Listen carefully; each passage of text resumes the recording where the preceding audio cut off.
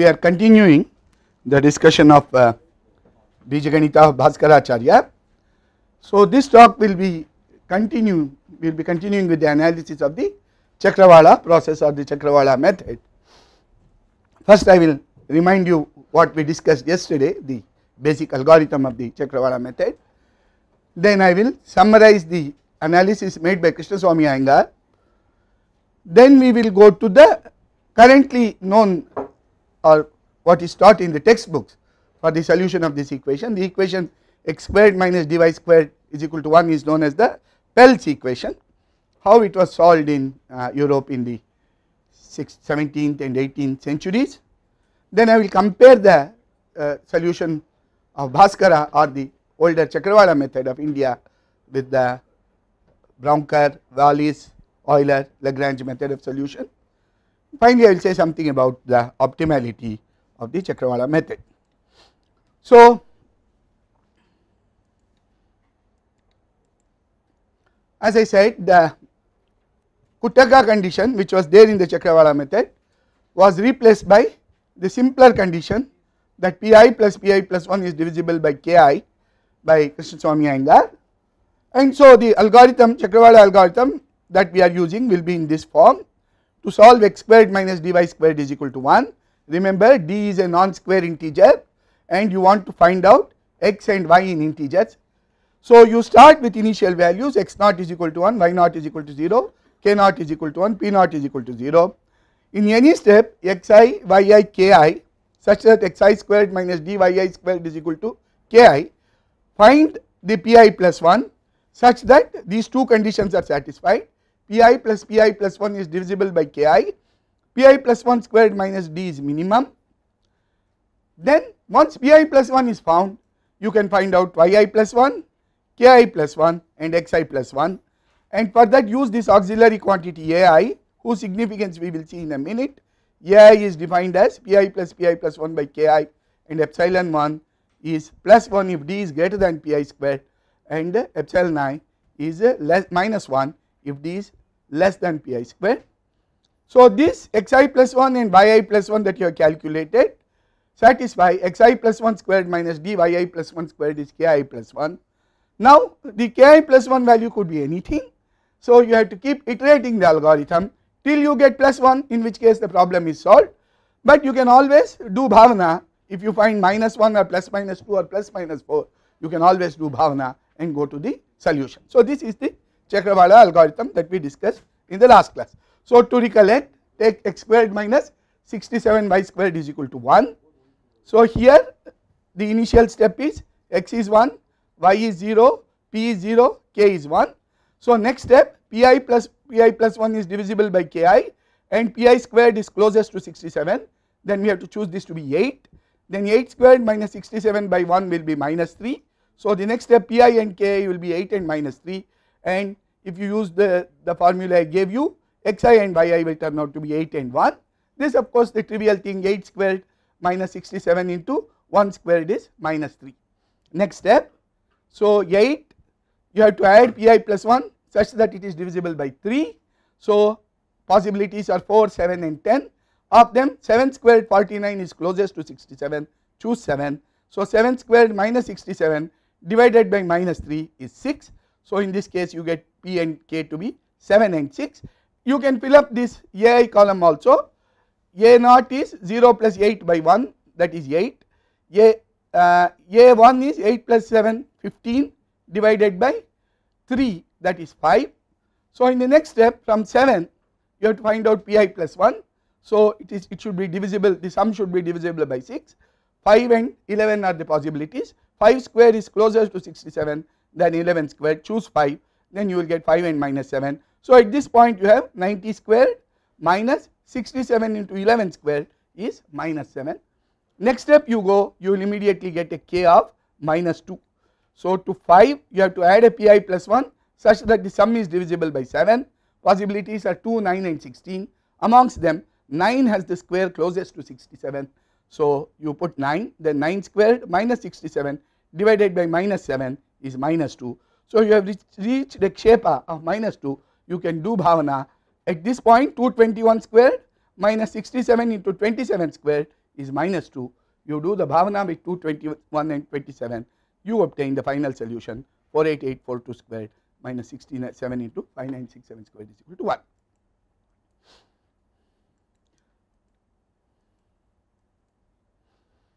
So let us summarize how Krishnaswamy Iyengar analyzed this algorithm.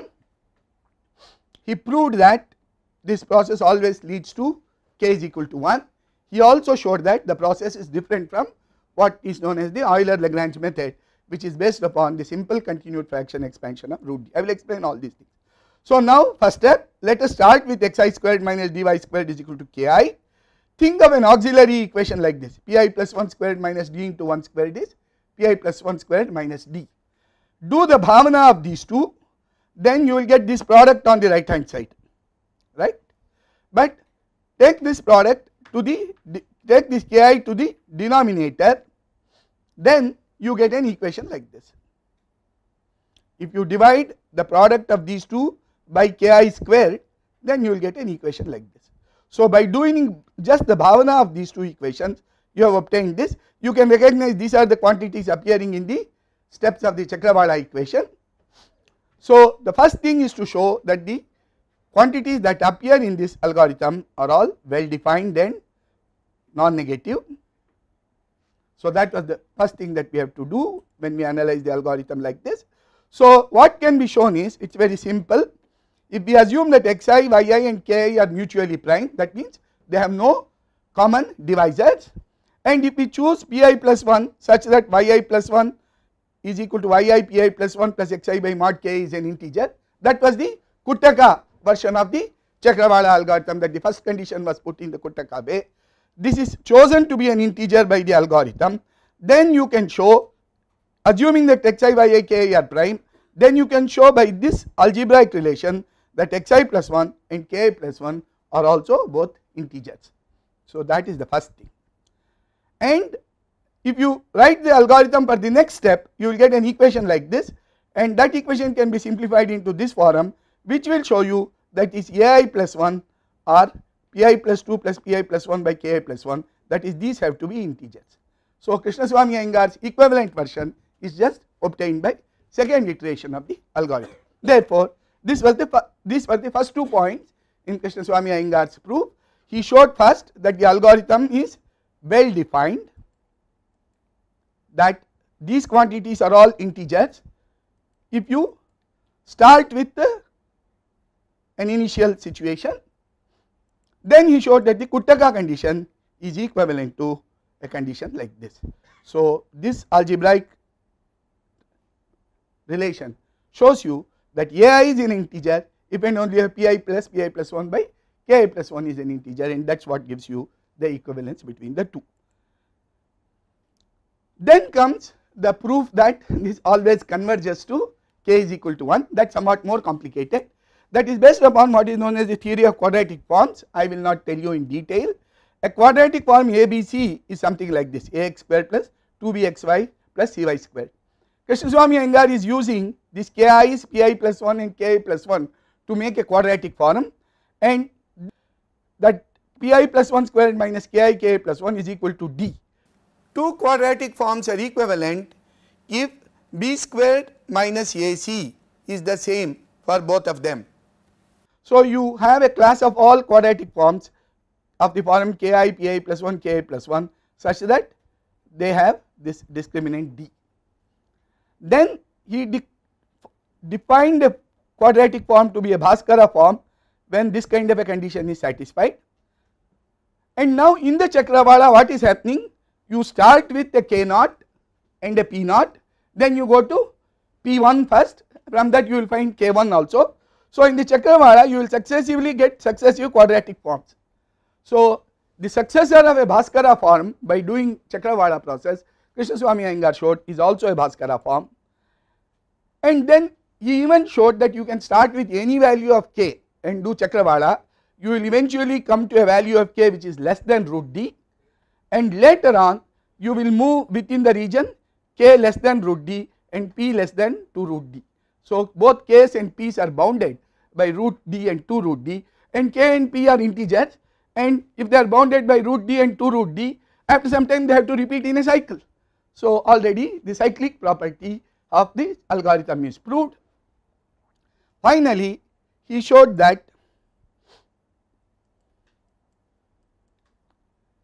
amongst the set of all equivalent cycles of by doing the Chakrawala process, the Bhaskara forms go in a cycle. He showed that any two cycles of Bhaskara form are not equivalent, and all equivalent Bhaskara forms come in the same cycle. To do that proof, he used the older proofs that were done by Gauss for quadratic forms, for what was known as the Gauss forms, and therefore he was able to show that you start with any k whatsoever, you start with any xi, any yi such that any k is there, xi squared minus dyi squared is equal to ki. Go on doing Chakrawala, you will always first come to a value of k less than root d, and eventually you come to the value 1, and so this was the proof of Krishnaswamy Iyengar. Now we quickly go to the Euler-Lagrange method. So what is the history of this?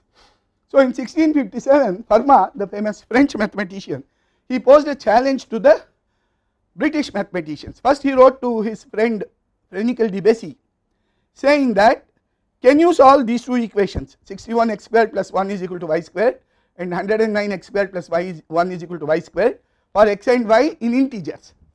Already you see that the 61 x squared is coming there, and within a couple of months he wrote this as a problem and sent it as a challenge to mathematicians in France, Belgium and England. The question was the same thing, can you solve the equation x squared minus dy squared is equal to 1 in integers? And he said, people know this kind of an equation, but the important thing is to put the restriction that you want solution in integers, and this is the birth of the theory of numbers in modern mathematics, as Andre Weil says that this was the birth of theory of numbers, essentially the problem.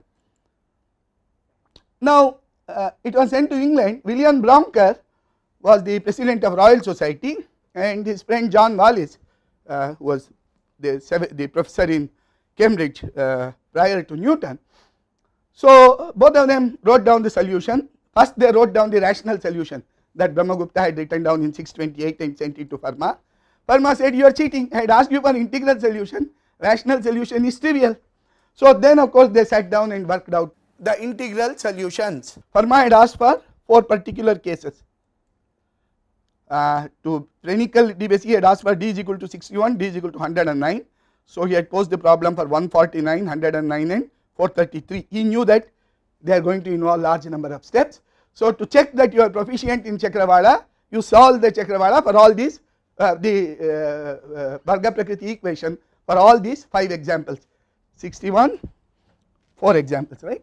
D is equal to 61, 109, 439 is it? What was it? 433 and what's the other one? 149 and 433. If you do that, so just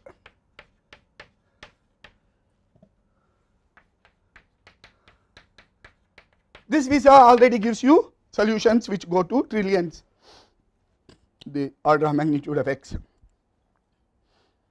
So the solution was communicated by Brouncker and Wallis in letters, and then Wallis published all this in 1657 in Latin, and later on he wrote a famous book on algebra in 1685 where this solution was put in. That algebra equation came in Latin. It is one of the earliest science books in English, Wallis algebra, written in 1685. Now Fermat of course wrote to the English mathematician saying that he willingly and joyfully acknowledges the validity of their solutions, but privately he complained to his friend Huygens that they had cheated, they had not given him a general proof that they were asking, and he said this proof must be based upon the method of descent. Fermat proved very little in his long career, but he suggested a lot of theorems for which he wrote in the footnote saying I have a proof which is too long to be communicated here, and many of them were based upon the method of descent. Now Euler in 1730 starts again this his journey into the same equation. It is like Kuttaka, starting from larger numbers coming down to smaller numbers. Kuttaka is the standard method of descent. Euler in 1730 describes Wallis method and ascribes it to John Pell, and so naming of this equation as Pell's equation is due to Euler. Euler wrote a famous book on algebra and where he called it Pell's equation, and that name has stuck. And he shows that first Euler starts showing that there are infinite number of solutions.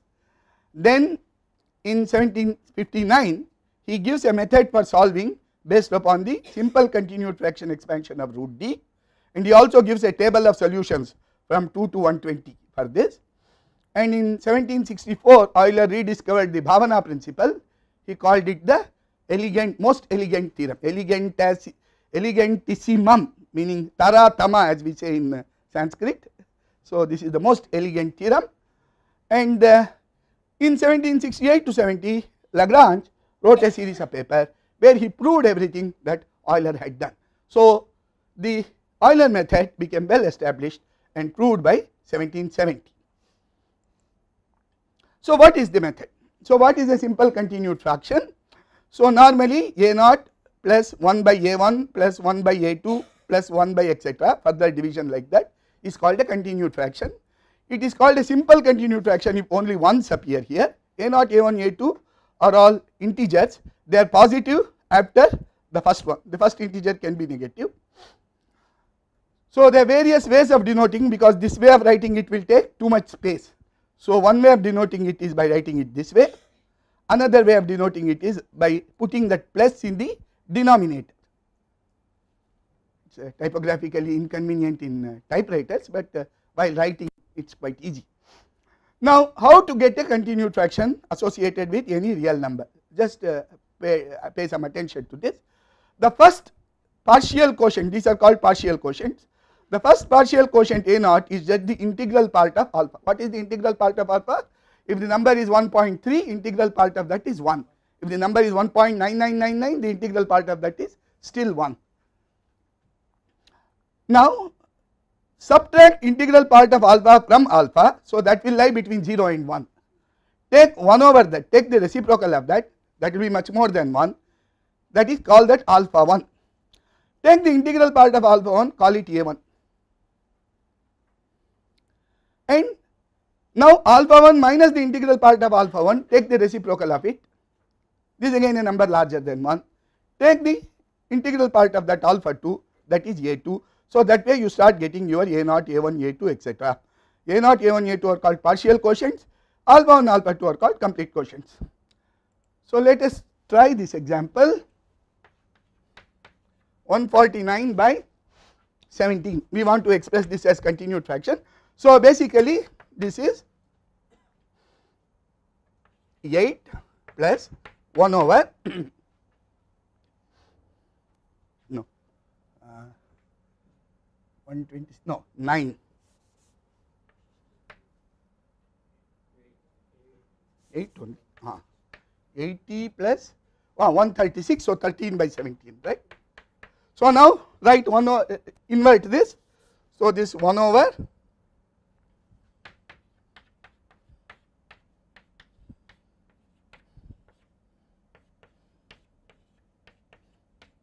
you are seeing some similarity with what we were doing earlier. So this will be 8 plus 1 over 1, is it 13 plus 1 plus 1 over 3 plus 1 over 1, something like this. 8 1 3 4 I am saying getting, where is the 4? Oh yes.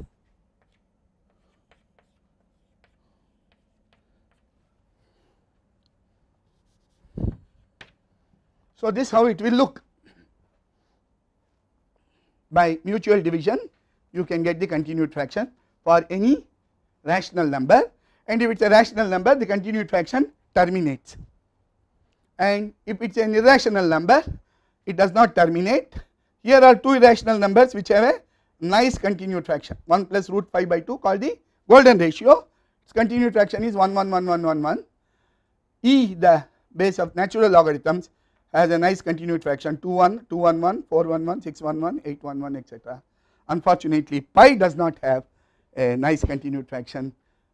Calculating the 10,000th partial quotient of the continued fraction of pi is as difficult as calculating the 10,000 decimal place of pi. So they are equally random. Now this,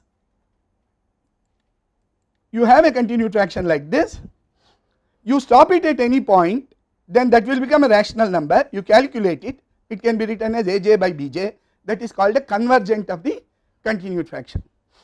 So these convergents satisfy recurrence relations. These are essentially what is there in the Valli process of Aryabhatta. This calculating the convergent backwards is the Valli, these recurrence relations are the essentially the Valli relations. This A0, A1, A2 are the quotients that come in the mutual divisions of the Bhajya and Bhajaka in Kuttaka. And these convergents have to satisfy this property Aj Bj minus 1, Aj minus 1 Bj is minus 1 to the power j plus 1. So Aj Bj are obtained if you have a continued fraction, whether it is terminating or not terminating, you terminate at any point, you get the corresponding convergence. So those will be rational approximations to the irrational number that you have. They will be optimal in some sense. So the convergence of this are, so you can straight away see, if you terminate it here, it is 8, then 8 plus 1 over 1. So 8 by 1 is the first convergent, 9 by 1 is the next convergent if you terminate it here. If you terminate it in the place 3, you will have 35 by 4, and if you go all the way, it is 149 by 47, 17, sorry, whatever we started, thank you. So these are approximations to 149 by 17, they are in some sense best approximations. A later Kerala book called Karana Paddhati gives very nice algorithms for doing these convergents and uses them as approximations, because the number of civil days in a Mahayuga is in trillions, the number of solar years in a Mahayuga is also in 43,20,000 years in 2000, and you need ratios of these to calculate the positions of sun. So those numbers, fractions are very huge, and you can always approximate them by fractions with smaller denominators, and the best approximations are what are provided by the continued fraction expansion of it, and Karana Paddhati excels in giving this, making use of this continued fraction kind of results. Is it 9 by 2 or 9 by 1? Yes sir? 9 by 2 or 9 by 1? Oh, 9 by 1 sir. 1. 8 plus 1 by 1, 1 plus 8 plus 1 by 1. What I have written in the slide is always more accurate than what I do on the board, which is done at the spur of the moment. Another interesting thing, just the connection with Kuttaka, this previous convergent, we wrote this relation Aj Bj minus 1 minus Aj minus 1 Bj is minus 1 to the power j minus 1. So you have the relation, you use this convergent 35 by 4, 149 into 4 minus 35 into 17 is equal to 1. So for this 149 by 17 and 35 by 4, this will be the two solutions for the Kuttaka equation involving 149 and 17. So the entire continued fraction theory is as old as Aryabhatta's Aryabhatiya, basically the entire thing is there. Now coming to our problem, solution of the Varga Prakriti, Euler showed that square root of d can always be written as a periodic continued fraction. Periodic means at the end of this, whatever I put in the bar will keep repeating itself. In fact, we saw one nice quadratic surd which had a periodic continued fraction expansion. The period started right at the beginning, right? This is equal to 1 comma 1 comma, so it is nothing but 1 bar. It is a period, starts at the right at the beginning. So all quadratic surds have a periodic continued fraction and vice versa, and the root d is always of this form with the last entry 2a0, if this is entry is a0. This is called the period. The period can be odd, period can be even, and the penultimate convergent here at the end of the period will give you the solution for minus 1 if the period is odd, it will give the solution for plus 1 if the period is even. If you obtain the solution for minus 1, you do bhavana and get the solution for plus 1. So if the period is odd, then you will get the solution for x squared minus dy squared is equal to minus 1 at the end of the period. So let us take this example, x squared minus 13y squared is equal to, this is the given example given in Euler's book. Square root of 3 is 3 plus 1 over 1 plus 1 over 1 plus 1 over 1 plus 1 over 1 plus 1 over 6. This bar means now again the same thing will start here. It will go on repeating itself. It is an irrational number, so continued fraction is infinite, but it is periodic. You have to take this convergent at this point, 3 plus 1 by 1 plus 1 by 1 plus 1 by 1 plus 1 by 1, stop it here. Then you will have A4 by B4, which is you can see to be 18 by 5. In fact, we saw this solution yesterday while discussing the equation x squared minus 13 y squared is equal to minus 1. The solution by Bhaskara was also this 18 and 5. Now doing bhavana of this with itself, you will obtain the solution for k is equal to 1. So this is Euler method, or we can call it Euler-Lagrange method. Lagrange wrote down all the proofs. Now from these simple continued fractions, you should go to something called semi-regular ones. How are they different? Instead of only plus 1s occurring here, plus 1 and minus 1 can both occur here. That is called a semi-regular continued fraction, and certain mathematical conditions which we can ignore, something like this should be satisfied. So the convergence of the semi-regular continued fraction will involve these epsilons in their recurrence relations. We saw this recurrence relation in Chakravala then itself. So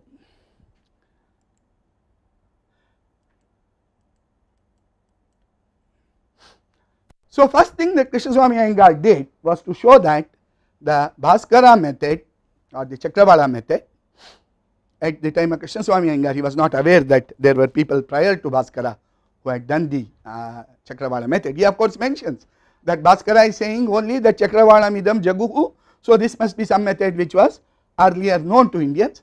So he showed that the Chakravala method corresponds to expanding root d as a semi-regular continued fraction.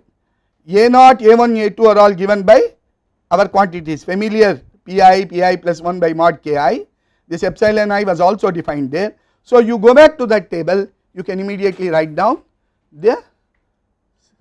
So root 67, the Bhaskara's continued fraction. A0 is 8 plus 1 over 5 plus 1 over 2 plus 1 over 1 plus which column I am writing, 852117, okay. It goes up to 60, okay, that is fine. So 8 plus 1 over 5 plus 1 over 2 plus 1 over 1 plus 1 over 1. Oh, I am writing down the Euler-Lagrange, so I okay. This is, let go back to Chakravala.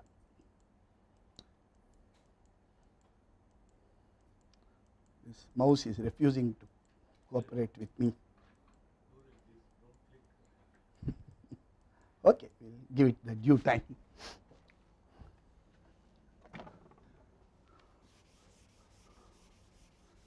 So 8 plus 1 over 5 plus 1 over 2 plus 1 over 2 plus minus 1 over 9 minus 1 over 2 plus, I will continue writing it here,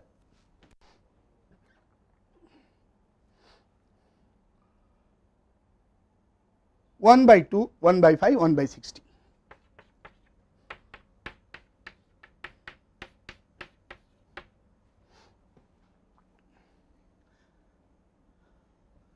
So this is the semi-regular continued fraction expansion. Notice that there are 2 minus 1s appearing here.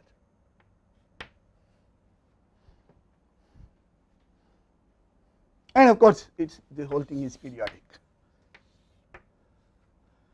That will keep repeating itself, 5 2 2 9, 2 2 5 16.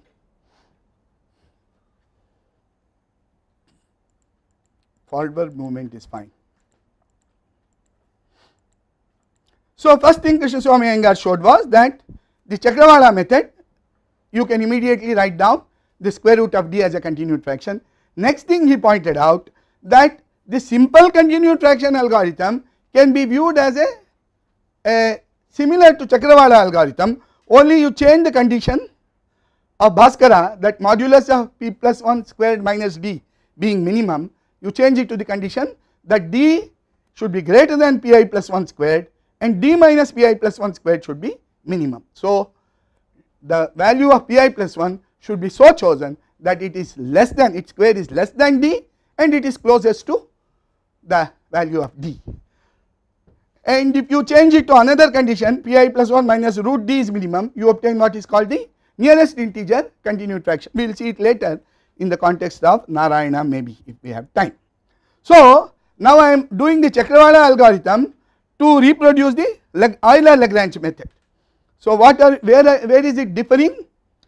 To see where it is differing these two places, these two rows which are highlighted, those two rows are skipped in Chakrawala. So how do we see that? So you remember this, in the step 3 you have 5 minus 7 and the solution is 90 11, right? And now what does Chakrawala give us? 5 minus 7 90 11. Now to 5 you could have added 2 or 9 or 16, but in the Euler-Lagrange process 9 is barred. 9 squared is 67, that is larger than 9 squared is 81, that is larger than 67. So you have to choose only 2 which is lesser than, whose square is lesser than 67. So amongst the allowed values, so here we have to put pi plus 1 to be 2, and here also 9 is appearing in this step. So these are two steps here in Chakrawala which are not allowed in the Euler-Lagrange. In both these cases epsilon is minus 1, whenever p squared is greater than d, epsilon will be minus 1. That is the sign that a step in Euler-Lagrange is being skipped by Chakrawala at that point. So the minus 1s are hallmarks of the Chakrawala process. So if we remember there, what was the next step in Chakrawala? Next step is 221 and the step after that is 1899. Remember these two, we are going to see the Euler-Lagrange process here. So 90, it comes to 131, then goes to 221, then goes to 1678, then goes to 1899. So 2 extra convergents are added, 2 extra steps are added in the Euler-Lagrange process. After all, historically it did come 500 years or 600 years after the Chakrawala process, so it has to have that much more weightage in it. So the square root of 67 can be expressed as a simple continued fraction, it will look like this. Written as a semi-regular continued fraction, it will look like this. So the period here is 1 2 3 4 5 6 7 8 9 10, the period here is 1 2 3 4 5 6 7 8. So 2 steps are eliminated in 67. So we can look at the the old friend 61. So in the Euler-Lagrange process it will take 22 steps, Chakrawala would have taken 14 steps. But actually you do not need to do all the 22 steps, the simple continued fraction will terminate here when you get minus 1, k is equal to minus 1. So it is a square root of d which has a odd period. So Chakrawala is indeed a hot subject, so so it has an odd period, you are getting this minus 1, it will take 11 steps, and to get that 11 steps 1 2 3 4 extra steps Euler-Lagrange adds, Chakrawala will come in 7 steps instead of 11. So this we can see by looking at the two continued fractions. The simple continued fraction has 1 2 3 4 5 6 7 8 9 10 11 entries for 61, it has 1 2 3 4 5 6 7 entries in the Chakrawala. So the period has 7, that is this has 7 steps, this has 11 steps, and these precise 4 minus 1s are appearing. Those are precisely the points where the pi is crossing root d, pi squared is crossing root d. Okay, so we have said enough about the comparison of the two, we will say something in the end. So Krishnaswamy Iyengar then does various things that people normally do with the continued fractions.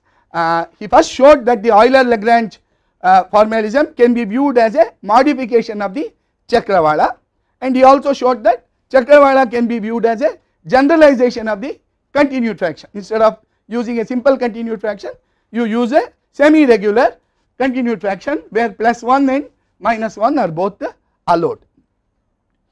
Now to give a direct algorithm for he called these continued fractions that come in Chakrawala as Bhaskara continued fractions. Nowadays they are called the nearest square continued fractions. So they can be called Bhaskara or the nearest square continued fractions, and he gave a general rule that whenever you have a quadratic set, I explained to you the simple continued fraction algorithm. Take the integral part, subtract the integral part from the number, take the reciprocal part, again take the integral part, subtract that from the number, so like that go on. That is the simple continued fraction algorithm. So for the Bhaskara continued fraction, he gave an algorithm not for a general real number, he gave the algorithm for a quadratic set, because that is where the Chakrawala process is appearing. It is appearing in the context of a root d. So if you write root d as a Bhaskara continued fraction, the total coefficients will come out to be quadratic sets like this. Now see, with a particular property that p and q and d minus p squared by q are integers which are prime to each other, that is called the standard form of the set. So at any step doing the Bhaskara process and doing the simple continued fraction process, how do they differ? So to show that, you take this quadratic set, write it this way, where a is the integral part of p plus root d by q, and you take this quadratic set, you write it as, just write it as a plus 1, whatever remains you write it in the quadratic set form, that is how it will look. And so Krishnaswamy Iyengar said, if p prime squared minus d is less than p double prime squared minus d, or when they are equal, if q is less than 0, choose a and set epsilon is equal to 1. In the other case, choose a plus 1 and set epsilon is equal to -1, and then he showed the relation between the quantities which appear in the Chakrawala algorithm and the quantities this k and the q which appear in this continued fraction expansion. So you choose a when p prime squared minus d is less than p double prime squared minus d, that is all that. Okay. Next he also studied the periodicity properties of the continued fraction. Now just look at this, let us look at the case of 61. You see there is a complete periodicity here, a1 to ah minus 1, ah minus 1 to a1 and a 2a naught, a1 to ah minus 1, ah minus 1 to an and a 2a naught. So similar periodicity exists for the Bhaskara continued fraction also for most of the situations which Krishnaswamy Iyengar called as type 1, where certain condition does not happen, certain kind of complete quotients do not occur, the Bhaskara continued fractions have the same symmetry, but in some particular cases they have a more complex symmetry, and these are examples where the symmetry is more complex. 29, 53, 58, 97, the Bhaskara continued fraction does not have the kind of symmetry that the simple continued fraction has, it has a more complex symmetry. Similarly, one can identify when you are doing the continued fraction expansion when the midpoint occurs. Euler had identified that, so similar midpoint criterion have been found out in recent times. Krishnaswamy Iyengar did not write it in his time. In the last 5-6 years there are many others who are working on this kind of problem, they have identified the midpoint. In fact, this entire subject of x squared minus dy 1 squared is an equation which is of great interest even contemporarily. One is it is a very it is one of those algorithms which are non-polynomial time, that is the amount of time that is taken to solve this in general is of the order of d times e to the power square root of d. So it is a non-polynomial kind of an algorithm. So there is even now a quantum algorithm by Hallgren which will solve this in a polynomial time. Of course that can be implemented only in a quantum computer which may come in the next 200 to 300 years. Then there are also many other interesting properties of this equation. Several books are written. Few of them do mention that Brahmagupta and Bhaskara did solve, and some people say partially, fully. Some books do explain in a fairly nice way the way the equation was solved by Chakravala. But the most important thing for us is that the old method was indeed the best method. The Chakravala method, as I said, showed you, does skip various steps. So in that sense it is optimal. Whenever you have an algorithm, one of the important thing you want to see is whether you are doing it in the minimal amount of number of steps. And it happens in many cases that the period of the Euler-Lagrange continued fraction can even be double or almost double the period of the Bhaskara. I have given 5 cases. Here is a case where the period is 3 there, period is 5 in the case of Euler-Lagrange. For Bhaskara the period is 3. For 44 the Bhaskara is period is 4, the Euler-Lagrange or the simple continued fraction the period is 8. It is indeed double the number of steps. And if you see wherever this is happening, the number of negative signs are a indicator of the number of steps which are being skipped. I am seeing your plight, but I have to complete this. Yes, sir.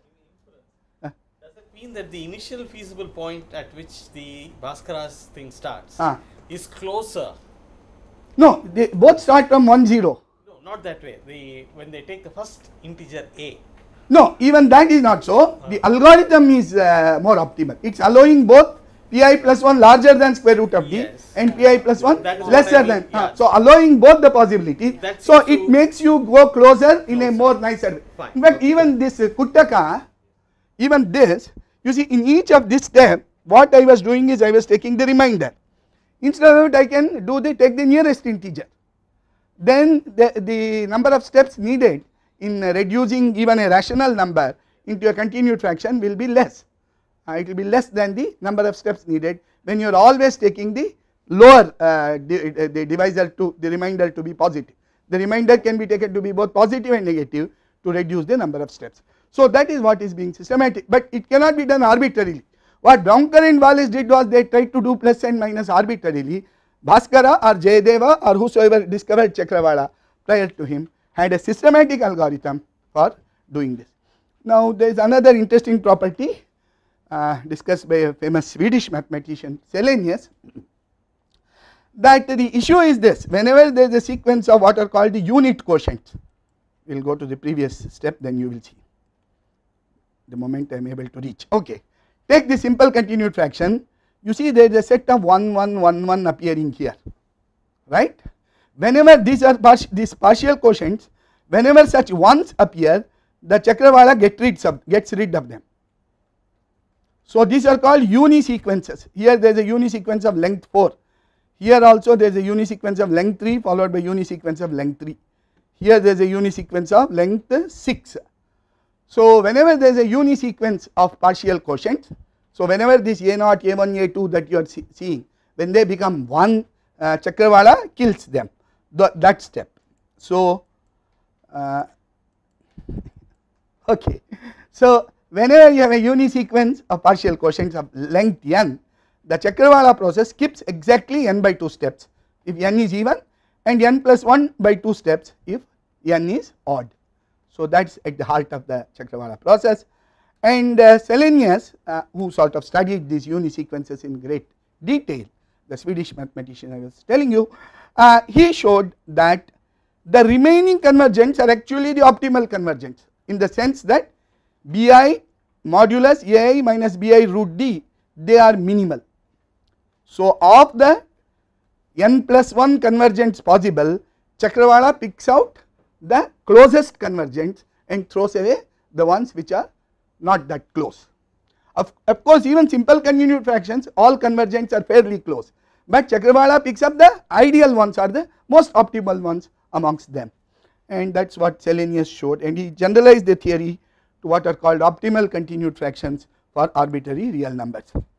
So recently Matthews and there is a group in Australia who are working on Chakravala systematically. They were the people who showed the midpoint criteria and things like that. So they have tried to estimate by computer simulation, take the ratio of number of steps taken by Euler-Lagrange and number of steps taken by the Chakravala algorithm, divide one by the other, and the ratio is converging to something like log of 1 plus root 5 by 2 or 0.694 etc. So something like 30% saving is what could be achieved. There is a great mathematician called D.N. Lehmer. About 60-70 years ago he was known as one of the pioneers in computational number theory. So he wrote in Mathematical Reviews in 1940s, early 41 or 42, a review of the paper of Professor Krishnaswamy Iyengar. Incidentally, Professor Krishnaswamy Iyengar is the father of a more well known figure, A.K. Ramanujan, the English professor, former professor of English in Chicago. So he wrote that not only does it destroy the symmetry that the simple continued fraction have, and the few steps that it seems to gain are not really worth the amount of destruction of the beautiful theory of the simple continued fractions that we have arrived with. In fact, more or less a similar comment is made by the great mathematician Andre Weil in his book on history of number theory. Andre Weil even says that this name Pell's equation is very convenient because it is very definitive. I do not know what it means, and so we have to continue using it while referring to this beautiful equation. Anyway, so this is the kind of estimate, numerical estimate, perhaps some theoretical estimates can also be made for the optimality. So these are Krishnaswamy Iyengar's papers.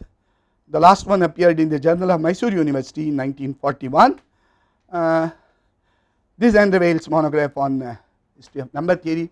This is the famous paper of Selenius. He has written 3-4 papers in German and I think Swedish also earlier. This is the paper of Matthews, Robertson and White, and this group has several papers on nearest square continued fraction. And Jacobson and Williams, they are experts in the study of Pell's equation. This is a book which runs to about 700 pages in the discussion of Pell's equation. So it is a very interesting subject. I have tried to present you what is the mathematical sort of heart of the Chakravala process, which goes back to Jayadeva and Bhaskara. Narayana also has something to say on it, which I will briefly try to tell you during the talk on Narayana. Thank you. If you have some brief questions, we will have quickly. We have 2 minutes.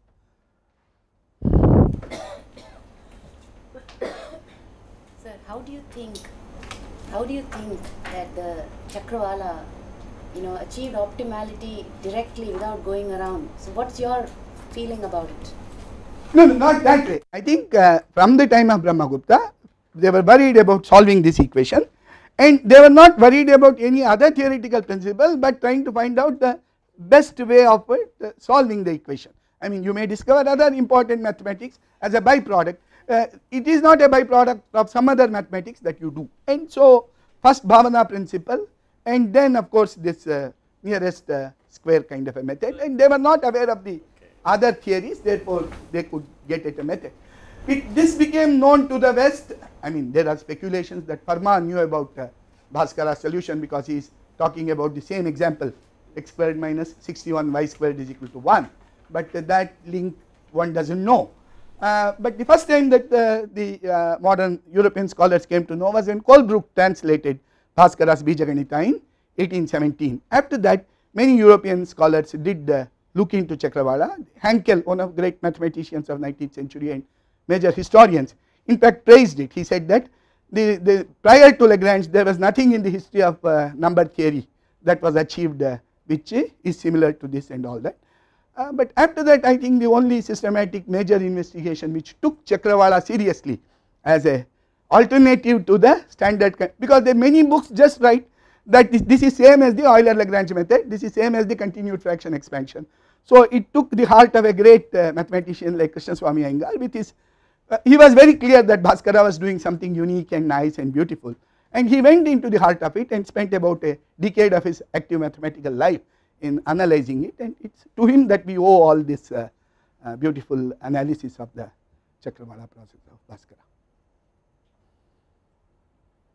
Thank you.